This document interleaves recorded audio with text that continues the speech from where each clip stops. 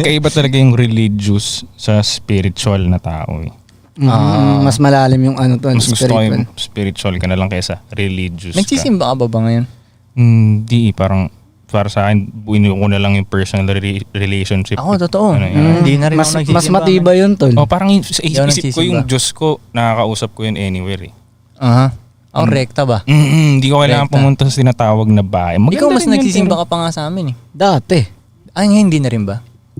Hindi Hindi na. na tol, andyan na si G.O.D. sa gilid-gilid. Pag magsimba ba ngayon? Pero Ano? pwede magsimba ngayon, di ba? Pwede. Pero ano yun, naka-face shield? Oo, tapos Oo, social distancing pa rin. Oh, Ganun. ako pandemic proof ako. Pandemic proof kami. Wala kami face shield.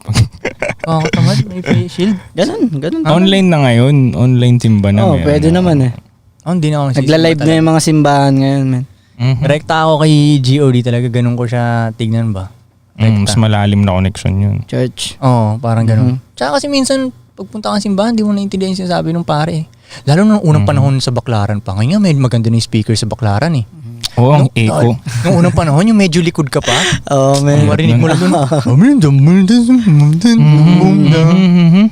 Puro echo pa. Di ba, no, tol, no? Pero ngayon medyo okay na yung speaker sa Baklaran nung sinama ako ni Hector magsimba. Yung si Hector, lagi nagsisimba yun sila tol. Parang Religious every Wednesday Wednesday. siya, Wednesday. Parang ganun. Tapos Thursday, makipag-away ulit siya. Ganun. Parang at least nabura na yung kasalanan Habit ko. yun, habit. Oo, parang Habit ganun. lang yung magsimba.